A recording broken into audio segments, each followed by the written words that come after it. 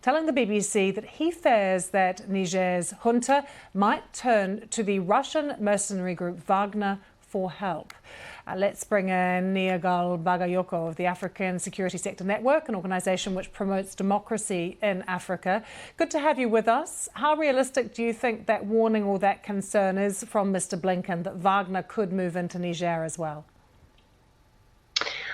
I think it is very important to remember what have been the relations of President Bazoum, who was just overthrown with Russia itself.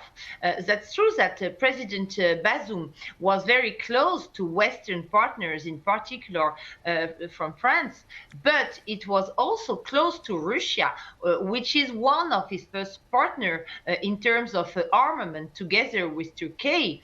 And we have to remember that 2 weeks ago, during the Russia-Africa summit, Vladimir Putin has made very clear that he wanted President Bazoum to be restored to power, and Dmitry Peskov did the same last week.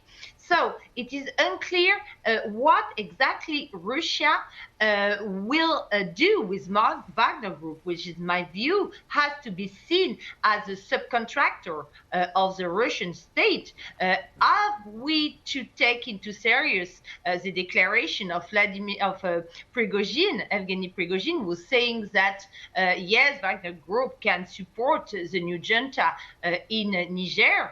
Or is it something about competition within the Russian decision-making circles themselves? So that's not clear. What we can say is that the Malian junta, which is very close to the Wagner Group, has very close contact with the Niger junta and has proposed to put them in touch with Wagner Group, but that's not clear that if you will be supported by the Russian state and diplomacy or not.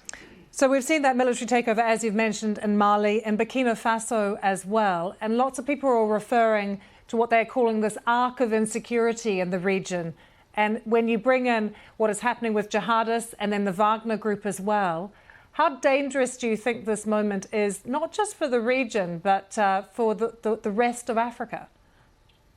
I think, yes, the situation is clearly very worrying as regards the Sahel and more broadly West Africa and also Central Africa, because as you know, Niger is very close to Chad, which itself is very close to Sudan. So yes, you do have, of course, those jihadi insurgency, private militias. You're mentioning Wagner, but as I just mentioned, in my view, it is an informal tool of the Russian diplomacy, but you do have real non-state militias, most of the time community-based, which are very dangerous as well. You can find them in Mali, in Burkina Faso, and it was one of the policy which was conducted by President Bazoum to present them to appear and to get stronger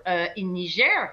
But today, presently in Niamey, you also do have vigilance groups, which are also a matter of concern. You also do have in West Africa and in the Sahel criminal groups which are also spreading over. So yes, this region is very dangerous for the stability of the African continent as a whole. Niger, thank you very much for joining us. Thank you.